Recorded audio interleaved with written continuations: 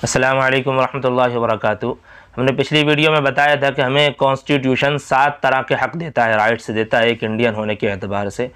तो उन्हीं राइट्स के आर्टिकल 14, 15 वगैरह इस तरीके से करीब 8 आर्टिकल्स हैं जिनका हम इस वीडियो में ज़िक्र करेंगे। तो ये समझें कि ये कॉन्स्टिट्यूशन के एतबार से तीसरी वीडियो है, ठीक है। तो इसको समझें और हो सकता है कि ये वीडियो इस वीडियो के देखने के बाद आगे आप अपने हक़ के लिए जागें और ये समझ सकें कि भाई हम अपने हक़ के लिए क्या क्या कर सकते हैं, वो भी लीगल तौर पर।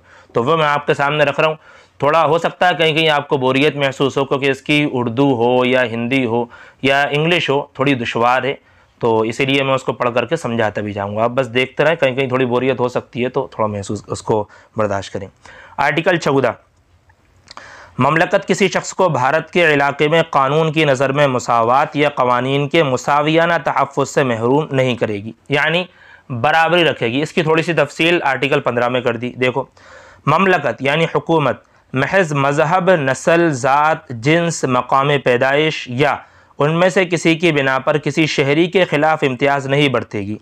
यानी किसी के शहरी होने या न होने के एतबार से अगर आपको कोई फ़ैसला करना हो तो उसमें मज़हब, पैदाइश, काला गोरा, ज़ात, नस्ल, छोटा बड़ा, ये सब चीज़ें नहीं देखी जाएंगी, बल्कि जो भी कानून बनेगा वो सबके लिए बराबर बनेगा शहरी होने के एतबार से।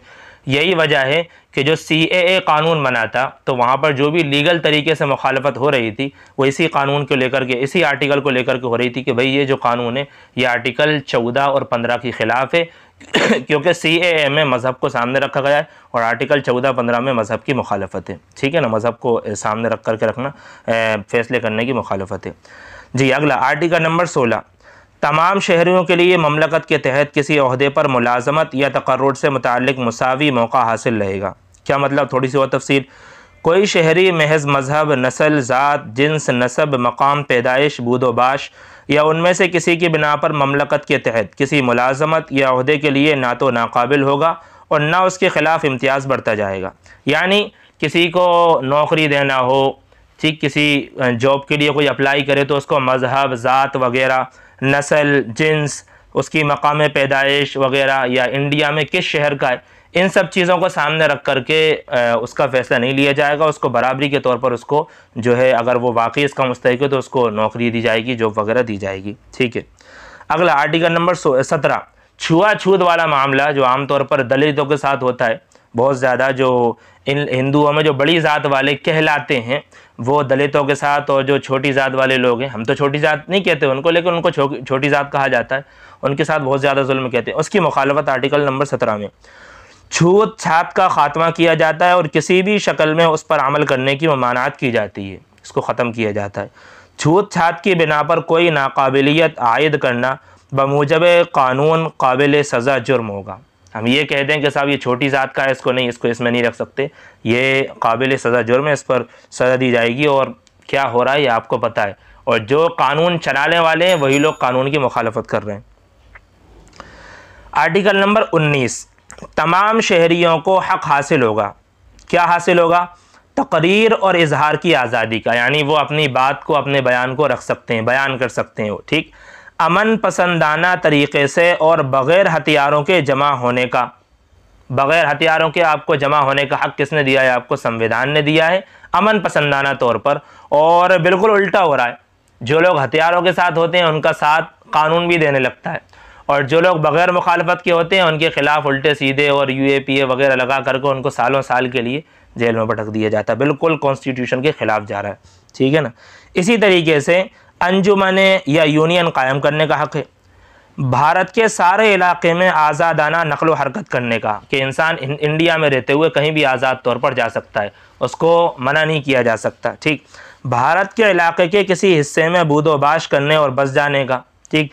किसी पेशे के इख्तियार करने या किसी काम, धंधे, तिजारत या कारोबार के चलाने का बिल्कुल आज़ादाना हक़ है। एक इंडियन बंदा कहीं भी जाकर के अपना कारोबार कर सकता है, कहीं भी रह सकता है वगैरह वगैरह। आज हो क्या रहा है, कश्मीरियों के ताल्लुक़ से बहुत ज़्यादा जुल्म होता है कि एक तो ये कहा जाता है कि भाई कश्मीर हिंदुस्तान का हिस्सा है और वाकई भाई हिंदुस्तान का हिस्सा है, लेकिन वहीं दूसरी तरफ अगर वो कहीं दुकान खोलते हैं तो उनको ये कह करके ये कश्मीरी है, ये फ़लाँ फ़लानी है, उसको कह करके लात मार करके भगा दिया जाता है और दुकानें उसकी तोड़ दी जाती हैं, बंद कर दी जाती हैं, सभी को पता है। ठीक, बिल्कुल कॉन्स्टिट्यूशन के ख़िलाफ़, यानी आज़ादी छीनी जा रही है। आर्टिकल 22, किसी शख्स को जिसे गिरफ्तार किया जाए, बहुत काम का सुने, किसी शख्स को जिसे गिरफ्तार किया जाए उसको ऐसी गिरफ्तारी की वजूह से जिस कदर जल्द हो सके आगाह किए बगैर हवालात में ना रखा जाएगा और न उसको अपनी पसंद के कानूनी पेशावर से सलाह लेने और पैरवी करवाने के हक़ से महरूम किया जाएगा। क्या मतलब है इसका? अगर आपने किसी जुर्म के इल्ज़ाम में किसी बंदे को गिरफ़्तार कर लिया तो जब तक के उसका पूरा जो गुनाह है वो साबित ना हो जाए तो उसको फालतू में कैद नहीं रखा जाएगा। ठीक, इसी तरीके से अगर वो अपने किसी वकील से, किसी सलाहकार से सलाह करना चाहे तो उसको पूरी इजाज़त होगी कि वो उससे जा कर के सलाह कर सकता है। हम जानते हैं कि CAA NRC के वक्त में जो पीसफुली बाकायदा प्रोटेस्ट हुए थे, उस वक्त में कई मुसलमानों को, खालिद सैफ़ी हों या शर्जील इमाम हों और कई हमारे जो साथी हैं, चाहे वो मुसलमान हो या गैर मुस्लिम, जिन्होंने भी इन ज़ालिमाना कानूनों के ख़िलाफ़ आवाज़ उठाई है, तो उनको इस कानून की मुखालफत करते हुए, इस आर्टिकल की मुखालफत करते हुए सीधा जेल में डाल दिया गया। हालांकि उनका अभी तक कसूर भी वाज़े नहीं हुए कि क्या कसूर है। सालों साल हो जाते हैं, सिर्फ यही सरकार की बात नहीं है, जो पिछली वाली सरकारें थीं, आपने देखा होगा मुसलमान 10-10, 11-11 साल बाद जेल में से वापस आया, वो भी बाइज़्ज़त बरी हो करके। पूरी तो सभी कर रहे हैं, वो तो अपनी मनमर्जी की। आगे 2 और बचे हैं, देखें।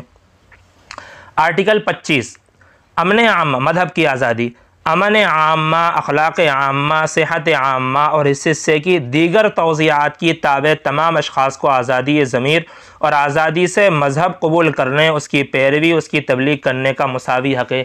यानी आप किसी भी मज़हब से ताल्लुक़ रखते हो, आप अपने मज़हब की तबलीग कर सकते हो। आप दूसरों को पीसफुली, किसी को भी मुसलमान बना सकते हो, किसी को भी पीसफुली आप हिंदू बना सकते हो, ज़बरदस्ती नहीं, ठीक है ना, पीसफुली। ये किसने दिया है? इस कॉन्स्टिट्यूशन ने हमें हक़ दिया है और इसमें एक तरफा मामला हो रहा है।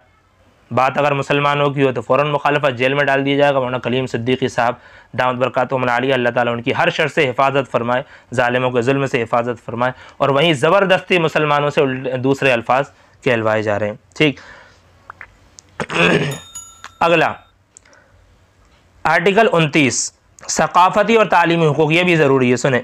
भारत के इलाके में या उसके किसी हिस्से में रहने वाले शहरियों के किसी तबके को जिसकी अपनी अलग जुदागाना ज़बान, रस्मुल ख़त या सकाफ़त हो, उसको महफूज रखने का हक़ होगा। ठीक है ना, उसकी जो ज़बान है वो अपनी ज़बान को इस्तेमाल कर सकता है, उसको महफूज रख सकता है। ठीक, और अभी कर्नाटक का जो मामला है आपको पता हो तो बच्चियों की अल्लाह ताला हिफाजत फरमाए, 6 बच्चियाँ उनको हिजाब की वजह से बाहर कर दिया गया। साथ में ये बैन भी लगाया गया वहाँ पर कि यहाँ पर अरबी और उर्दू ज़बान नहीं बोली जाएगी। आर्टिकल के बिल्कुल ख़िलाफ़ जा रहा है और कोई भी नाम नेहाद कानून या नेता कोई भी बोल ही नहीं रहे, आवाज़ ही नहीं उठा रहे कि भाई ये कॉन्स्टिट्यूशन के ख़िलाफ़ जा रहा है। जहाँ कहीं अपने मतलब की बात होती है वो बोलने लगते हैं। ठीक, इसी तरीके से किसी शहरी को ऐसी तालीमी इदारे में जिसको ममलकत चलाती हो या जिसको ममलकती फ़ंड से इमदाद मिलती हो, दाखिला देने से महज मज़हब, नस्ल, ज़ात, ज़बान या उनमें से किसी की बिना पर इनकार नहीं किया जाएगा। ठीक है ना, कोई भी स्कूल हो, कॉलेजेस हो, तो वहाँ पर कानूनी एतबार से ये है कि वहाँ पर मज़हब को सामने नहीं रखा जाएगा। ठीक है कि भाई आप हिंदू हो, आपको यहाँ पर नहीं लिया जाएगा, आप मुसलमान हो, आपको यहाँ पर नहीं लिया जाएगा, वगैरह वगैरह। देखो इसमें और भी बहुत सारे कानून थे, लेकिन मैंने इस वजह से कि भाई वीडियो लंबी ना हो जाए बहुत मुख्तसर बनाई है। लेकिन अगर आप और ज़्यादा हुकूक पढ़ना चाहते हो, आर्टिकल पढ़ना चाहते हो, तो आप जा कर के गवर्नमेंट की साइट पर कॉन्स्टिट्यूशन को डाउनलोड कर सकते हैं। हिंदी, उर्दू, मतलब अक्सर ज़बानों में है, आप उनको हासिल कर सकते हैं, उनको पढ़ करके, लेकिन सिर्फ अपने हक़ के लिए और फ़ायदा उठाने के लिए पढ़ें।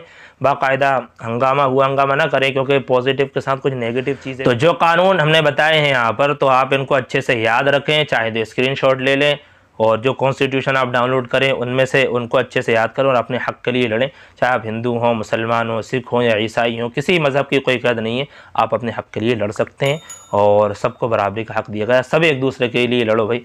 आज कहाँ किस तरफ जा रहा है देश आपको पता है।